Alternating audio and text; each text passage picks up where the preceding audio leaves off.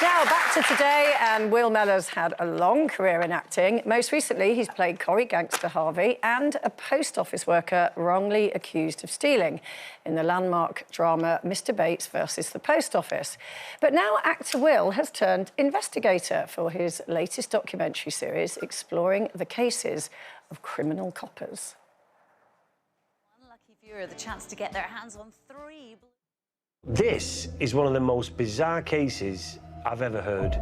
This cop's crimes involve food contamination, blackmail, and threats to harm children. I want to know what sort of person blackmails on this scale and what psychologist Serena Simmons makes of the letter. An infant's death will be just another statistic as far as we are concerned. I think that's probably one of the truer statements off of that letter, as in I do think that's how he felt. It was irrelevant. Really? Yes, because you don't contaminate food without knowing that that is a genuine risk. So when he contaminated the food, there was a genuine risk that someone could be hurt. Allergies. And Will here now, joined by his co-star psychologist, Serena Simmons.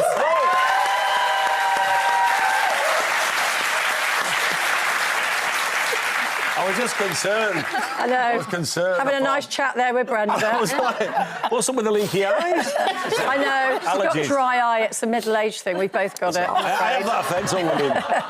Middle-aged thing, Jane. Good job. My wife cries when she sees me as well. OK, so now, look, first documentary series was Cops Who Kill. Yeah. Now it's Cops Gone Bad. Tell us a little bit about... I think one of the people you're covering is David Carrick, isn't it? First episode is David Carrick, and we can't go into too much detail of what he did because it's really hard-hitting. Yeah. The first episode last series, Cops Who Kill, was Wayne Couzens, and we all know what he did to Sarah Everard. David Carrick, it's a horrendous case, was actually in the same Met unit as Wayne Couzens. Oh, no. And, yeah, this series is Cops Gone Bad because the first series was obviously about police who killed people. Every episode was a different police officer who killed somebody. And this one is the same thing. They have murder, but then they have all different types of crime that they do as well. And so every episode is a different police officer who's committed a crime and an offence. Yeah. So he was a serial rapist, wasn't he? Yeah.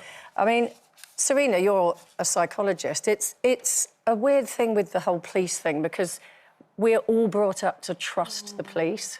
Yeah. It's like the worst betrayal. It really is. And I think, well, I hope from the programme that people don't lose that trust because we've done a really good job, I think, of portraying the fact that we think, for the most part, police are really, really good. Yeah. And we have to remember that it was police that apprehended those people and convicted them. Yeah. So well done to all the police that are doing an incredible job. They go into it for all the right reasons, but there are bad apples. Yeah. And so a programme like this really sheds light on those ones, I think. And, I mean, I've got to ask you this, it's a big question, but you've been in the business 25 years, so you definitely will be able to answer this. Are people made bad or are they born bad? If I could answer that question, I'd have my own show. It's the nature-nurture debate. I think environment has an awful lot to do with it, but there isn't a clear-cut answer, which is why it's so fascinating to put these kind of profiles in front of people so that you can make your own mind up individually as to why someone may have done it. Do you know what I think's interesting?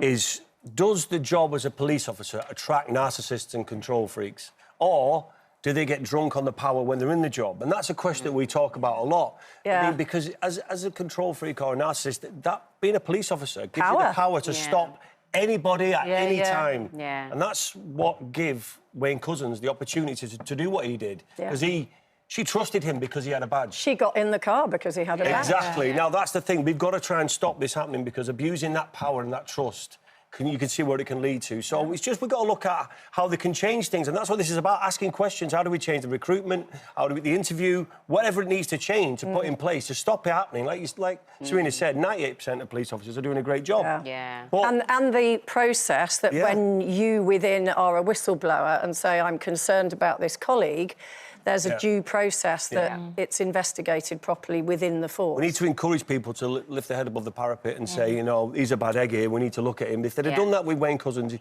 he may have not been able to do what he did, because there was red flags and he shouldn't have been a police officer. And they just kept on moving him onto a different job. And all his people and colleagues around him, we all know now that they all knew what he was like. They just didn't say anything.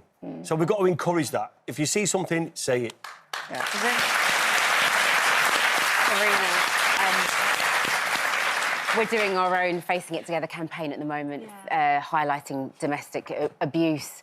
In terms of the programme that you're doing at the moment, are you finding there's a lot of domestic abuse or within what you're finding out in terms of these criminals? Well, certainly with one of the cases, particularly David Carrick, we saw that an awful lot. It was a really, really extreme case. And I think what you see is how the people who are perpetrators they're predators, essentially. So they do a really good job of making these women, and men, obviously, we know it's men and women that are affected, but these women feel really ostracised. So they kind of cut off all their support systems. They do a very, very good job of kind of keeping it behind closed doors because of the fear that they instill in their victims. Speaking of fear, how do both of you doing such a programme manage to protect your own mental health with what you see and what you find out? I think for me, the point of doing the project in the first place is important. We can't forget about these victims, and we need to try and make sure this doesn't happen to anybody else. So that takes over. And the David Carrick case, I remember it came with a warning when I had to read about it all. And it did stay with me, because all you can do is think, imagine if that was my mum or my sister or my daughter he was doing that to. You do get personally involved, but then you get passionate. And I think if you're going to do something, be passionate about it and make sure the message gets delivered, because it's better than not doing anything. You know what I mean? We can't keep kicking the can down the road. Let's try and make some changes so this doesn't happen, and we're in a position that we can do that. I just wanted to move on to another amazing project that you were involved in, and which is obviously Mr. Bates versus the Post Office. You played Lee Castleton. But what is incredible that you were almost on the point of giving up acting when you got that role. It was, what I love about my job is the same thing that gives me anxiety, and that's you never know what's around the corner. And we're self-employed, and if I don't earn, I have to look after my family, and I mean, listen, I've been so lucky in what I've achieved already in my career, more than I ever thought I would, but at the same time, a couple of years went by and I wasn't getting seen for these castings anymore, and I thought, am I not the flavour of the month anymore? Do they not want me on their screens? And casting directors, they think, oh, we've seen enough of him, we need to look elsewhere. And I was just saying to my wife, I enjoy presenting and hosting and doing different things. Maybe I have to focus on that, because I can't just keep waiting for the phone to ring. It's not good for my health. Also, stressing about what happens if I don't work. I've got to make sure the kids are all right and all that. You've got a family to provide for. So that was going through my head, and I just thought, maybe that's it for me. I'm not going to get seen for these roles anymore. And literally the next day, my agent phoned me and he said, I've got an offer for you.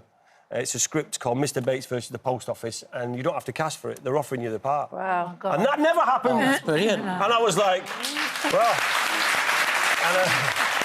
And the most incredible reaction to that show. I'm just so grateful for the public. And also, it's an unprecedented show.